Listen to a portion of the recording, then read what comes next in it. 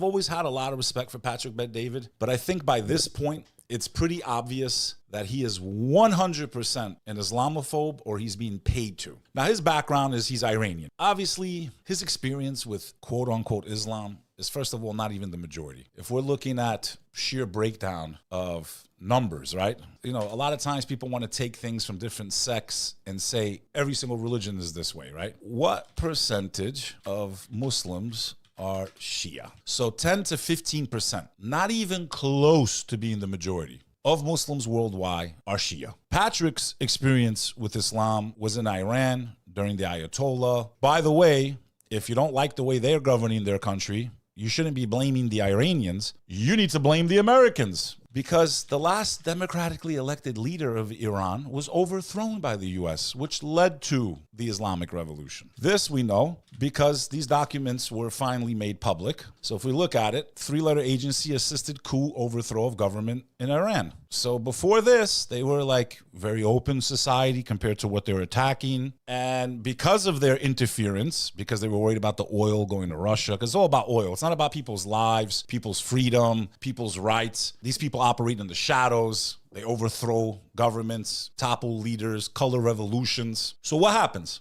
They overthrow that existing government, which led to the government that they hate so much, that they want to invade so much. And who's going to pay the price if they finally get their war with Iran? Innocent Iranians. Millions of them are going to lose their lives. Getting back to Patrick Bet-David, I saw this clip and it just made me so upset, man. It could not be clearer to me at this point in time. And I am followed by this guy, okay? You see this guy? That's Vincent Oshana, right? I love his work. I think his view of Muslims and Islam is a little tainted. I don't blame him for that. I love a lot of things he stands up for, a lot of things he's fighting for. But when it comes to Islam and the Muslims, he's wrong. He's just wrong and they don't know it. So this clip is a response to Patrick Bet-David. But let's pull it up. Part that we have a leak in the Constitution that if there's going to be anything that takes this great country down, it'll be this. Play this clip, Rob. This is New York City, by the way. Go ahead.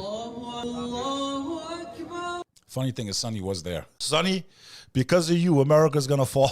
All right, so you can pause it right there. Now go do this in Yemen. Go do this in Jordan. Go do this in Iran. Go do this bring thousands of Christians outside and pray and see what happens. Go ahead and do that. See what takes place there. Good luck. So this is the part where in America, if there is a thing long-term that destroys America from within, it'll be because of this. And Christians being too tolerant of this becoming a norm. Very simple. This is the one part. This is the one part that we have a leak in the. If America collapses, it's because a bunch of Muslims, if I'm not mistaken, that gathering in Times Square was during the holy month of Ramadan. New York City prides itself on being a very open and tolerant society. It tolerates things that I don't agree with. It gives them a whole month to celebrate a man marrying a man, which is an abomination in all three Abrahamic religions. Patrick Bet-David is not concerned that they do that for a month in New York City. Celebrate something that is considered an abomination in all three faiths.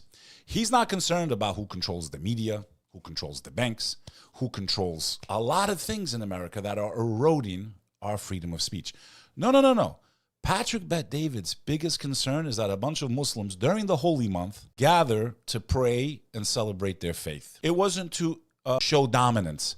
You know, a lot of us New Yorkers, I've done it many times, we go to the St. Gennaro's feast. I don't believe in St. Gennaro. I don't believe in any saints, right? So we'll go to the feast. We celebrate with our New Yorkers. I don't partake in any of the rituals, but we'll go there. You know what I'm saying? We'll go to the feast. They shut down the entire road. Nobody bats an eye. When are we going to start saying, as Americans, that clearly you people just hate Arabs, you hate Pakistanis, you hate Bangladeshis, you hate Middle Easterners, you hate anything to do with Islam, and you guys are just hypocrites. When people do similar things, no one says anything wrong.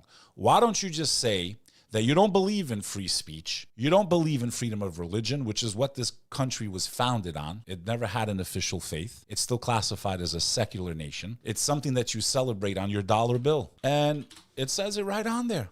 It says it right on the dollar bill. They were bragging about this. What does it say? Novus Ordo Seclorum. New secular means no religion, order.